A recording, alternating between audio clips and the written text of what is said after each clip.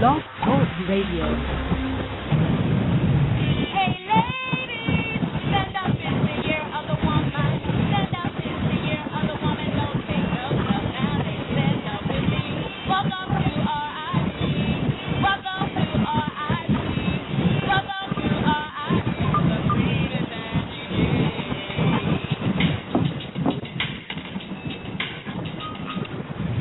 RIP family, this is your girl Aqueenis. And here's Gigi, not feeling well on Friday. Well, you know what? The show must go on, as everybody says. We are RIB Radio, made from a man, built by women, and we have a pretty good, show for you today. You know, of course, do our Just So You Knows, and then, of course, we have our topic of the day, which kind of is an interesting one. You know, are you fine with the love of your life, the person you plan on spending the rest of your life with, they do not want to wear a ring? Are you comfortable with that? Or do you not want to wear a ring? And, you know, what are your feelings on that? So I think that's going to be a good topic. Well, yeah, that's some position, both ways on it, why you should and why you should not, and why some do and why some don't. So, sure.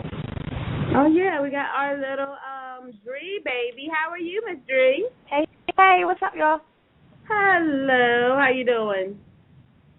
I'm fabulous. TGIF. Oh, goodness, that's like every day. It's like Friday can't get here. That's like every day. So let's get into our Just So You Know. Dree, do you have any Just So You Knows in your little makeup bag? Sure. Well, what's up, you guys? This is Dree giving you the makeup bag report for today. Just so you know, the asteroid strike of 2013 happened today, you guys. It was 3:24 p.m. Eastern Time, and astronomers estimated that the asteroid was to be about 150 feet, which is 45 meters across. According to NASA, the media is overhyping this. Have you guys heard anything about this today? Oh, yeah. Oh, yeah. I mean, but it's like 100 particles that hit Earth every day. It's just that this would happen to actually kind of make it to Earth, since most of the world is sea, most of it lays in the sea. But this one ended up on Earth. On land, I should say. So, yes, this post was brought to you by Mother Nature Network, and astronomers at NASA, they were very sad because they really thought this was going to be a big impact to Earth, but it was just a little minor hit. Yeah, well, you know, I mean, how many times have you heard, you know, the world's going to end? But, you know, I did read, you know, a lot of the people that said they saw the light in the sky, and they're like, a light only comes like that when the end of the world is coming. So I'm sure it was very serious. Prior to this asteroid, it was a meteorite in Arizona. And I was watching the news all day, so a lot of people saw the meteorite, and it came close to this one car, but it didn't. Like, you know, the car was lucky. Oh, well, yeah. It said it injured around like 1,000 people, so people were hurt. So, in Russia. You know, definitely a prayer goes out to everybody that had experienced that, and I hope everybody definitely gets well soon and are able to, you know, keep functioning, because something like that is probably very, I know I would be scared, but, you know, it's kind of like a car accident. You get in a car accident, you're scared for a while, and then you finally get better. So shout out to everybody there and hope everything's okay. You're right. I don't know about you guys, but when I saw this on the news, I was praying for like the last 10 minutes of my life. I'm like, oh, Lord, it's about to be an asteroid.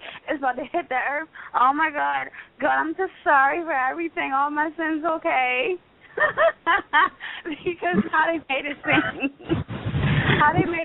Was like it's going to be like the last thing. Well, you know what? I guess, you know, church people will tell you always stay prayed up anyway. So, you know. True. You're not going to know when it comes, you know. Right. So I'm sure these are maybe some warnings, but you're never going to know when the time is right. So I guess you always stay prayed up and you always try to do the right thing, so you're always ready. And that's all I have to say with that one. I don't know what else to say. You know, the United States was attacking them. You know, in Russia, because they had particles that fell, and they thought that they weren't attacked by us at first. So. Oh, well, you know, I mean, that makes sense. Somebody could have slipped and hit, you know, the button. All it takes is one person to make one mistake to one country, and you can't be like, oh, sorry, we didn't mean to do that. It's World War III, so. Oh, I shouldn't say that. We do not want war. At RIB, we're all love, no war. Anything else, Dree? No, let's move on to the topic of the day. No, I said I got my own little, just so you know. Ms. Gigi, you have any? Well, just a reminder that we were recently just with a year long since the Trayvon Martin case, and people need to keep that in mind because, young people are still dying in the streets of America. And I just read an interesting story in this chat they had on the cover, the little girl talking about last week.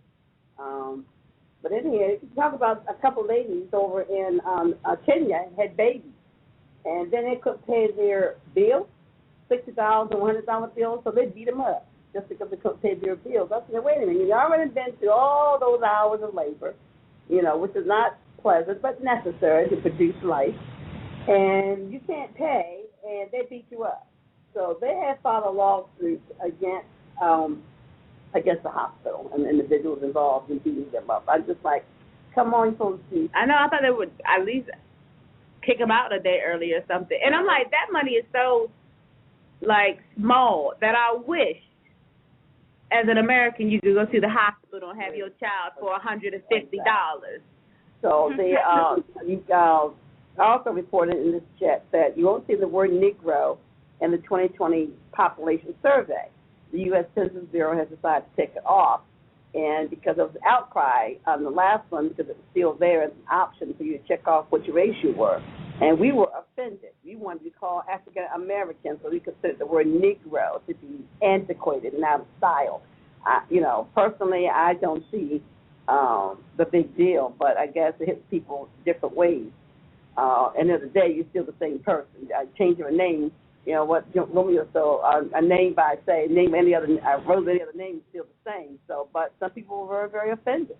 And I just think with each generation, it's just that the race of, I like to say African American people, just wanted changes. You know what I mean? At first, you considered color. Then it was Negro. Now it's African American. And so it feels like you're trying to, I know some people might feel like you're trying to take me back to calling me a Negro, which is to them too close to saying another word that we hear on the streets of Baltimore all the time. But, I know some people that don't even like the word African American because they're like, I do not feel like I'm connected to Africa in any sense. So they're not going to be happy. It's always someone's going to be fussing. Well, African Americans it's not race based because there are plenty of white folks who, after a couple hundred years, are from Africa, and their families have built their fortunes in Africa. They're also African Americans. But remember the guy Seth I used to go to high school with, and everybody's like, haha, he's African American too because he was born in Africa. Right, and so some say, wow, yeah, because he is African American. So you have some that say that the only word that really captures our experience is black. When you say black, nobody else can fit in that category but us. And because of our unique history, not just in America but around the world, we have a unique history unlike any other peoples here on this planet. So they prefer the word black. I know personally I prefer the word black because it captures the essence of it. So, but I don't fight over it. So whatever. I know who I am. I mean, sometimes I'm almost, I get kind of jealous of other races when, they say they're German or Scottish, and they know so much about their culture. And sometimes it hurts me to say that I don't know what tribe I'm from. I don't know that I might have been, an heir to a throne. In Africa somewhere. I don't have a connection to my language or, what I mean? It's just like, I feel like, yes, I'm African, but I'm almost upset that I don't have a full experience of my roots. Just so you'll know, with your grandmother's family, he has a family book that traces all the way back to one of the first Africans. Right, and I read that book. However, it's just not the same. No, it's I don't know. I haven't gone. We haven't done Alex Haley. We haven't gone back to our native country and met our relatives from the Ivory Coast. My whole thing is, like, just because you read a book, there's so many tribes. It's not like you can go around and be like, you know what, Mom, we going to the Ivory Coast, and whoever looks like you and me, that's family. Well, Aqueenis and Gigi, there's always Ancestry.com. Yeah, you're stretching it, and I think it's more there than what you know. So so there's people are finding out their relatives every day, but you want to invest the time and some money to find that out. You know, it can be done, particularly all these blood tests and different things. So I just want to mention about two women, two powerful black women. Melanie Hobson, if you don't know who she is, she's one of the top females in the finance business, and is about to get married to, what's his name? The one that George Lucas, okay? And then also former Secretary of State Condoleezza Rice. They've both been tapped by CBS to be on-air contributors. So discussing finances and issues that face our nation here and abroad. So I think that should be interesting. They seem like, to be two well-grounded women that I think I will listen to what they have to say. So that's the interview, just so you know. Okay. It's just an attitude with me. No, you said you don't. I said okay. I'll be quiet and listen to you. You don't know all that you know. Okay. You don't realize how much you know. So I just listen. Guys, break it up. Break it up. Let's move on to the next topic. Oh, I did. 'Cause I'm Irish and Scottish. I know that part. I'm claiming I'm like Beyonce. I'm black, white, Indian, Native American. That's right. Anyway, so let me get my little just so you know this, so y'all got yours in. So now you know I'm from the Lower Eastern Shore. So 2 Chainz was heading to UMES, University of Maryland Eastern Shore, who don't know that, and he got stopped by the Eastern cops for having like a little marijuana grinder, and they had the audacity to put him, like, handcuff him, take him to the police barracks, and then 2, then take a picture with him. So it was kind of funny, but he did make it to Eastern Shore because they always have their homecoming in February to perform. So that was funny. I was like, they're gonna handcuff you, then be like, man, can we get a picture? Wow. And he let him do a picture. He's so nice and tall and skinny. Well, can I find that on MediaTakeout.com? I'm sure somebody posted it on it anyway. Oh, no, I mean, that thing is everywhere. Really, you can go to my girl, the Jasmine brand. We went to school together, and she always had a lot of the scoops. My homegirl from, the DMV. So definitely check her out. I'll give her a little shout-out. Now, okay, I'll check that out. Yeah, so, I'm the queen of, like, reality TV. So, yes, but now I'm like, okay, I think we're taking it a little bit too far because it's just like there's too many. I can't keep up no more. So now they're having an R&B Divas Atlanta, and they're saying that Latasha Scott, that the girl that she was in Escape with Candy, and Angie Stone are going to be some of the people that are in R&B Divas. I love Angie Stone, but she's too old to be on a reality show. Come on now. How is it not too old? I mean, well, okay, I take that back. She's a little bit too seasoned for that. How about that? Well, considering the fact that most of America is over the age of 40, I think that she's just right and just perfect for our age demographic. I mean, I don't think that fits her. I really don't. Like, she's better than that. She seems more classier to be on a reality fake skit show. Really? My whole thing is, that's my opinion. I think it's how you use it. And I think R&B Divas has definitely been one of those that they have tried to be more, polite to each other, try to uplift each other more. And really, it's a great way, if you use this as a business decision, it's a great way to get your name out there. And, for networking, you're right. I love Angie Stone. When she was here a few years ago, I had a chance to talk to her, and, I just had a lot of respect for her. because, I mean, she sat down and she said, you know, she was basically blackballed for making a song Brother. And, you know what I mean, when you hear someone talk like that, and she's saying, you know, basically my career ended because I just love my black man, it just brings to you. So, you know, I love her, and I think she's also she was working it. Then they're coming with another R&B Divas LA. Well, they can call me up any day. I'm ready to go. I'll put on my I hear that, Gigi. and I'm ready to go. Oh, go ahead. I don't know. I did not interrupt you through all your little things. I sat here and looked at you.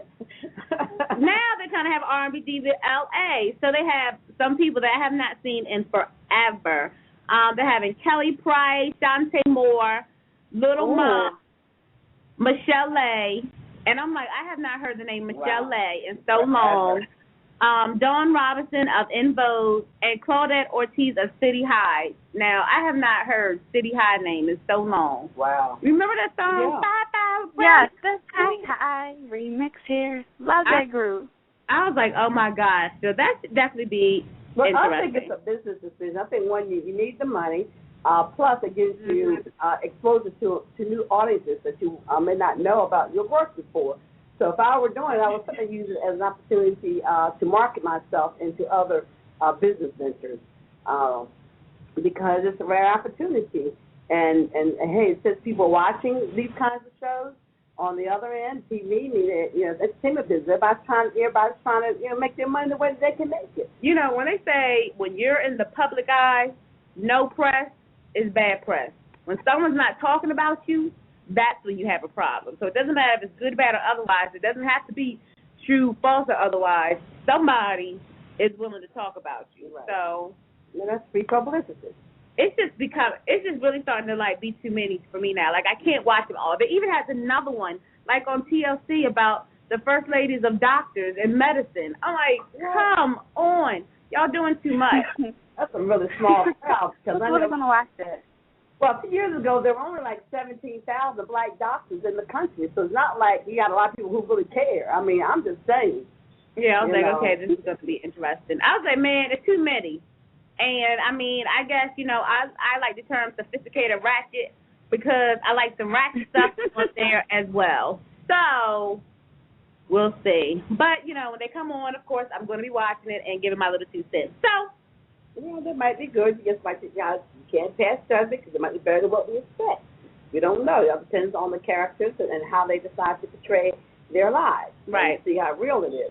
Okay. So my last, just so you know, everybody has been having a heart attack over Lil Wayne because he used he kind of disrespected Emmett Till by saying how he has to beat a woman's private parts up, and it's going to look like Emmett Till's face, basically.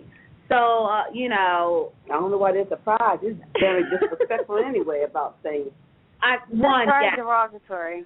Yes. Yeah. But, it just goes, how far is too far? There's no limit now. No limit. Yeah. You know what I mean? Yeah. It sounds like a Jewish person being like, and I'm going to murder you like Holocaust. Or, it's just like, you're talking about your own people. Yeah. I think he's changed it.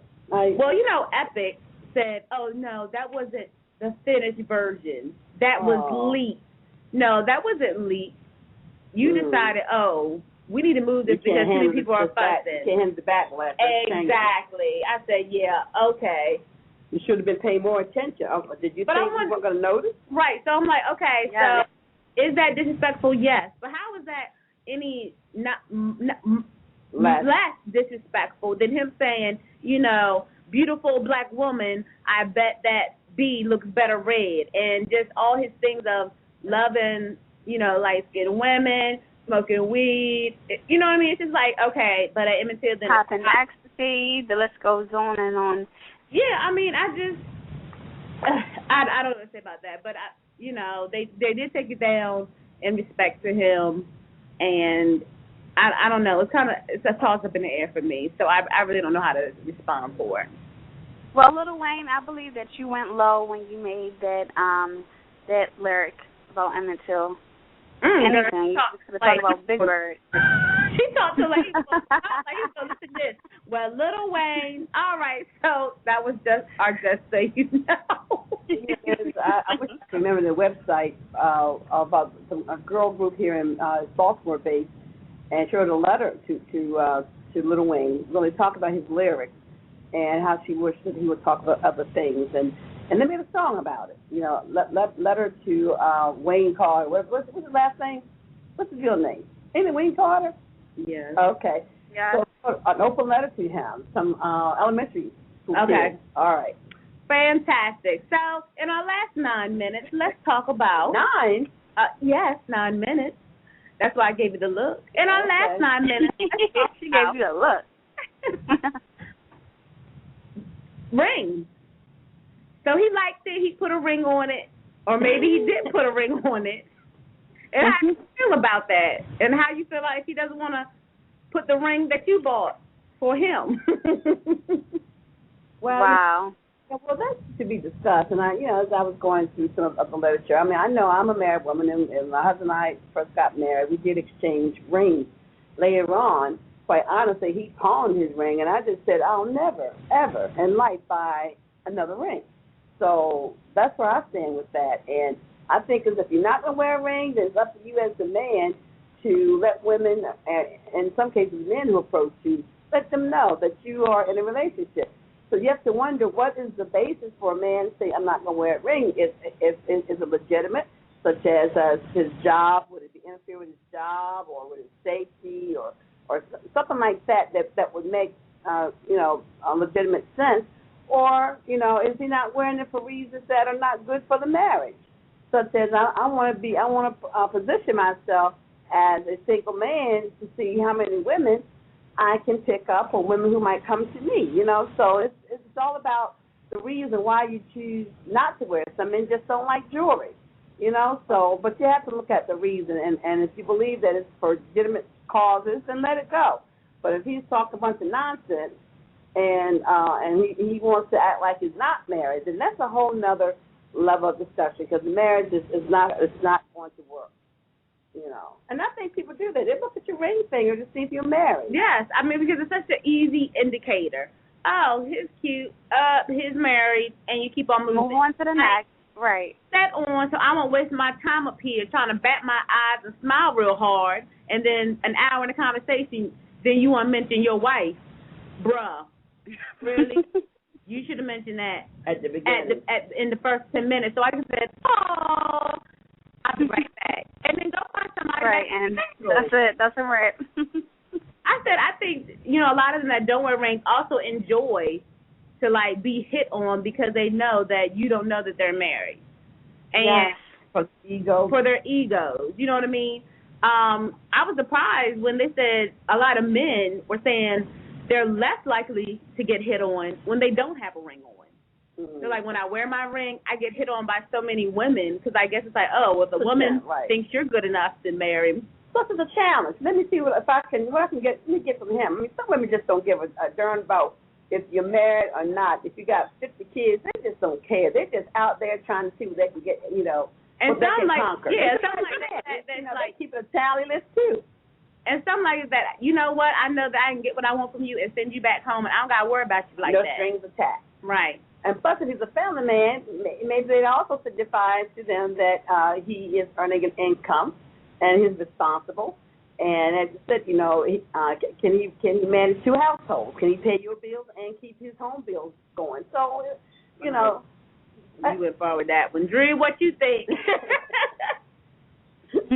Well, to piggyback on what you said, Aqueenis, it depends on the individual to me. Like, ladies, I believe that you should know your man in and out before you decide to put a ring on him, or before you decide to get married.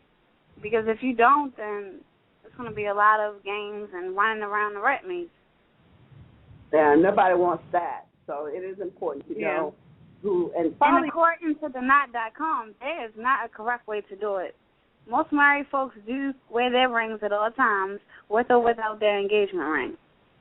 Right. Well, I would say, like I said, there are legitimate reasons why some men do not. Right. They have some of them are mechanics. Some of them are electricians. Right. Some of them work at mills that you know, they can't.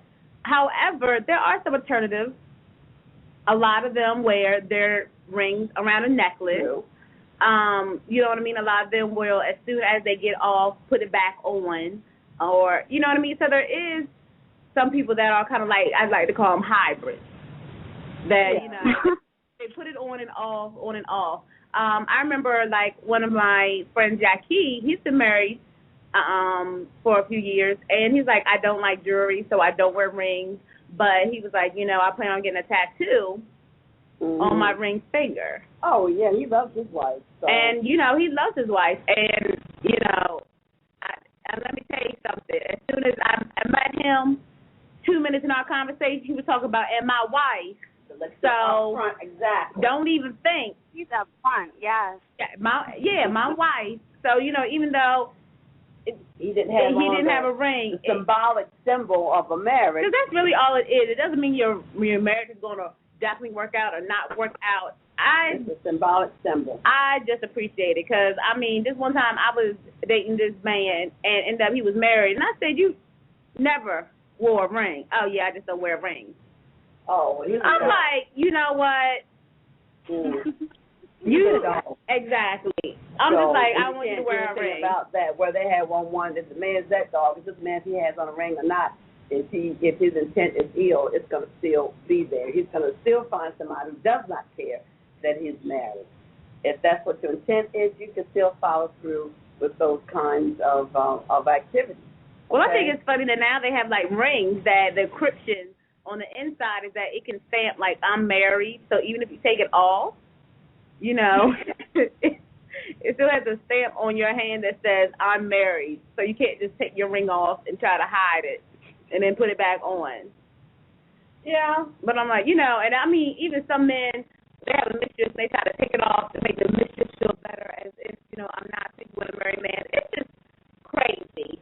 But I thought one thing was interesting, you know, just talking about, like, the history of marriage rings. Because, of course, it was a ring because it's a circle and it's not never ending and you're, you know, trying to hopefully spend life till death do us part, basically. And I was shocked that it said, like, in kind of like the Asian countries, that they did puzzle rings. And when I was young, you know the puzzle rings that it's like you could take the ring all the way apart, but you had to know how to put your ring back together. So they're saying that the men used to put these puzzle rings on their wives, so that they said if the woman tried to take it off, she couldn't put her ring back on because only he knew how to put the ring back on in the puzzle. What about his ring? Well, you know, they weren't worried about their ring. I just thought that was funny.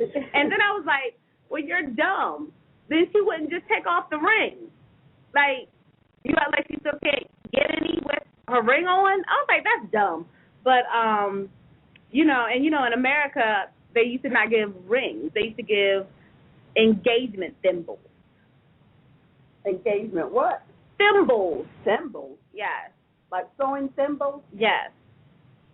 Okay. I'll be so upset if you're going to go up here with a thimble. Well, that was before they came along with the marketing campaign for gold and diamonds. That's all it is. It's another rock out the earth. It's the value that we attach to it, you know. Well, so. You know, I think at the end of the day, I guess it's a personal preference. You know, I hope that when I do get married, he will wear his ring. I plan on wearing mine till death do us part, and then I can worry about, hopefully, his own death part. Lord have mercy. Okay. I'll be quiet. So it's all about the intent and the purpose and what's in a person's heart and their commitment to their relationship, with or without the ring. If there's not a legitimate reason, then I don't know why you don't have on a ring. Otherwise, I would be suspicious. You can't explain to me as a married man why you're not wearing the ring. I mean, I'm not going to be suspicious. Some people just don't like it. And to me, it's like a new culture. But I just feel like, to me, I feel like men always have a malicious intent behind some stuff. And that's one of those things that's like, these men are trying to convince us that it's not okay. So unless you're allergic or, you know, I want it on your finger. If not, I want it around your neck, and I want it on a choker neck. So even when you wearing it's not gonna be in your freaking T-shirt. Yes, wear it proudly. So anyway, Drew, any last comments? No. Just know who you really are marrying before you put a ring on it. Exactly. All right, well, RB family, we are out of our time. This is your girl, Queener. This is Gigi on a Friday. And I'm Dree. And we are RB Radio, made from a man's butt, built by women. Hey, ladies, stand up, it's the year of the woman. Stand up, it's the year of the woman. Don't take no stuff now, ladies, stand up with me. Welcome to RIB. Welcome to RIB. Welcome to RIB with the Aqueenis and Gigi.